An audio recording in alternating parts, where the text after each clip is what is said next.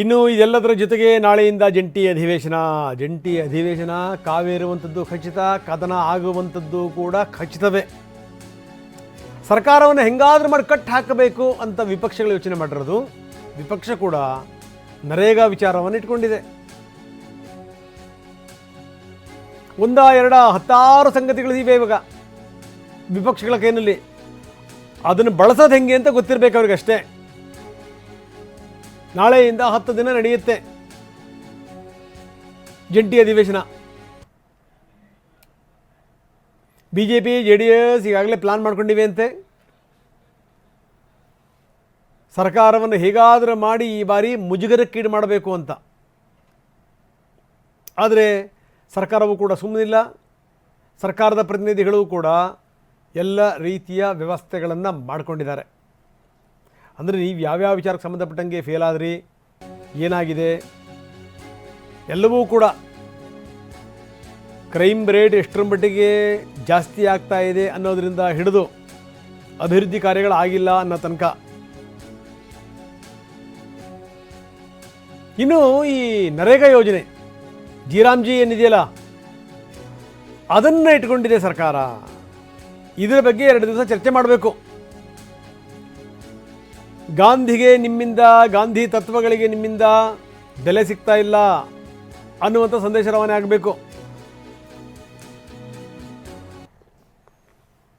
ಈ ಮುಖಾಂತರ ವಿಪಕ್ಷಗಳ ಬಾಯನ್ನು ಮುಚ್ಚಿಸಬೇಕು. ಅದು ಸರ್ಕಾರದ ಪ್ಲಾನ್.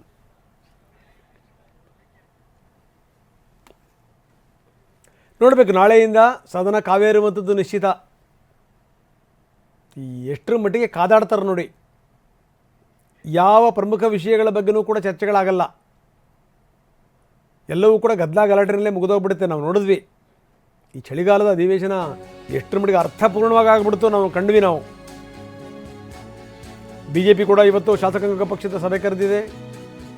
ಕೇಂದ್ರ ಕೃಷಿ ಸಚಿವ ಶಿವರಾಜ್ ಸಿಂಗ್ ಚೌಹಾಣ್ ಸಭೆ ಕರೆದಿದ್ದಾರೆ. ಬೆಂಗಳೂರಿನ ಖಾಸಗಿ ಹೋಟೆಲ್ನಲ್ಲಿ ನಡೆಯುವಂಥ ಸಭೆ,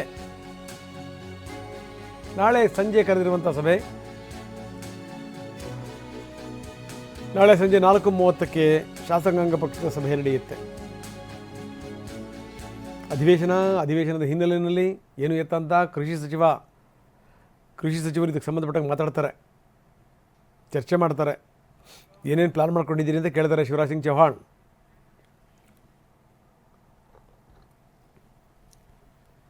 ಬನ್ನಿ, ನಮ್ಮ ಪ್ರತಿನಿಧಿ ಕಿರಣ್ ಈಗ ನಮ್ಮೊಂದಿಗೆ ದೂರವಾಣಿ ಸಂಪರ್ಕದಲ್ಲಿದ್ದಾರೆ. ಕಿರಣ್, ನಾವು ನೋಡ್ತಾ ಇದ್ದೀವಿ, ಒಂದು ಕಡೆಗೆ ಮೇಲಿಂದ ಮೇಲೆ ಮೀಟಿಂಗ್ಗಳಾಗ್ತಾ ಇವೆ, ಇನ್ನೊಂದು ಕಡೆಗೆ ಮುಖ್ಯಮಂತ್ರಿಗಳು ಸದ್ದಿಲ್ಲದೇ ತಮ್ಮ ಕೆಲಸದಲ್ಲಿ ತಾವು ನಿರತರಾಗಿದ್ದಾರೆ. ಬಜೆಟ್ ಮಂಡನೆ ವಿಚಾರಕ್ಕೆ ಸಂಬಂಧಪಟ್ಟಂಗೆ ನಾಳೆಯಿಂದ ಅಧಿವೇಶನ ಶುರುವಾಗ್ತಾ ಇದೆ, ಜಂಟಿ ಅಧಿವೇಶನ.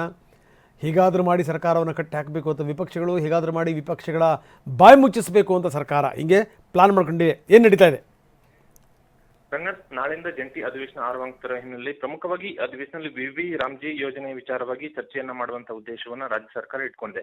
ಆರಂಭದಲ್ಲಿ ಇದೇ ವಿಚಾರವಾಗಿ ವಿಶೇಷ ಅಧಿವೇಶನ ನಡೆಸಬೇಕನ್ನುವಂತ ಉದ್ದೇಶವನ್ನು ಇಟ್ಟುಕೊಂಡಿದ್ದು ಕೂಡ ನಂತರ ಅದನ್ನ ಜಂಟಿ ಅಧಿವೇಶನಕ್ಕೆ ರಾಜ್ಯ ಸರ್ಕಾರ ಬದಲಾವಣೆಯನ್ನ ಮಾಡಿತ್ತು. ಹೀಗಾಗಿ ನಾಳೆ ಅಧಿವೇಶನದಲ್ಲಿ ರಾಜ್ಯಪಾಲರ ಭಾಷಣದ ಬಳಿಕ ಪ್ರಮುಖವಾಗಿ ನಾಡಿದ್ದಿನಿಂದ 2 ದಿನಗಳ ಕಾಲ ಈ ವಿ ರಾಮ್ಜಿ ವಿಚಾರವಾಗಿ ಪ್ರಮುಖವಾದಂತಹ ಚರ್ಚೆ ನಡೆಯಲಿದೆ.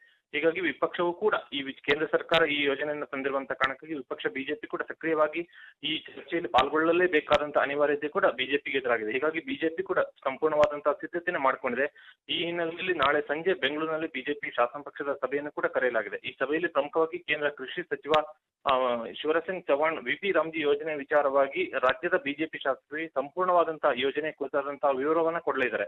ಪ್ರಮುಖವಾಗಿ ಶಾಸನ ಪಕ್ಷದ ನಾಯಕ ಮತ್ತು ವಿಪಕ್ಷ ನಾಯಕ ಅಶೋಕರು ಶಿವರಾಜ್ ಸಿಂಗ್ ಚೌಹಾಣ್ ಅವರಿಗೆ ಒಂದು ಮನವಿಯನ್ನ ಮಾಡ್ಕೊಂಡಿದ್ದು, ಶಾಸಕರಿಗೆ ಈ ಯೋಜನೆ ಕುರಿತಾದಂತಹ ಸಂಪೂರ್ಣವಾದಂತಹ ಮಾಹಿತಿಯನ್ನು ಬೆಂಗಳೂರಿಗೆ ಬಂದು ಕೊಡಬೇಕು ಅನ್ನುವಂತ ಮನವಿಯನ್ನ ಮಾಡ್ಕೊಂಡಂತ ಹಿನ್ನೆಲೆಯಲ್ಲಿ ನಾಳೆ ಅವರು ಬೆಂಗಳೂರಿಗೆ ಬಂದು ಶಾಸಕರಿಗೆ ಶಾಸನ ಪಕ್ಷ ಸಭೆಯಲ್ಲಿ ಈ ಒಂದು ವಿಚಾರದ ಕುರಿತು ಮಾಹಿತಿಯನ್ನು ಕೊಡಲಿದ್ದಾರೆ. ಈ ಮಾಹಿತಿಯನ್ನು ಆಧರಿಸಿ ಯಾವ ಆಧಾರದಲ್ಲಿ ಸದನದಲ್ಲಿ ಚರ್ಚೆಯನ್ನ ಮಾಡಬೇಕನ್ನುವಂತಹ ಸೂಚನೆಯನ್ನ ಬಿಜೆಪಿ ಶಾಸಕರಿಗೆ ಕೊಡಲಾಗುತ್ತೆ.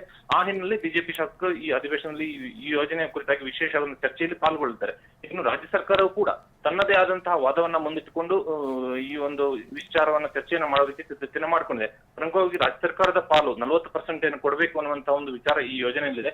ಅದನ್ನೇ ಪ್ರಮುಖವಾದಂತಹ ವಿಚಾರವನ್ನ ಇಟ್ಟುಕೊಂಡೇ ರಾಜ್ಯ ಸರ್ಕಾರ ತನ್ನ ವಿರೋಧವನ್ನ ವ್ಯಕ್ತಪಡಿಸುವಂತಹ ರೀತಿಯಲ್ಲಿ ಈ ಒಂದು ಚರ್ಚೆಯನ್ನ ಸದನದಲ್ಲಿ ತೆಗೆದುಕೊಂಡು ಹೋಗುವಂತಹ ನಿಟ್ಟಿನಲ್ಲಿ ರಾಜ್ಯ ಸರ್ಕಾರ ಕೂಡ ಸಿದ್ಧತೆಯನ್ನ ಮಾಡಿಕೊಂಡಿದೆ. ಹೀಗಾಗಿ ಎಸ್ ಕಿರಣ್, ಧನ್ಯವಾದ ತಮ್ಮೆಲ್ಲ ಮಾಹಿತಿಗೆ.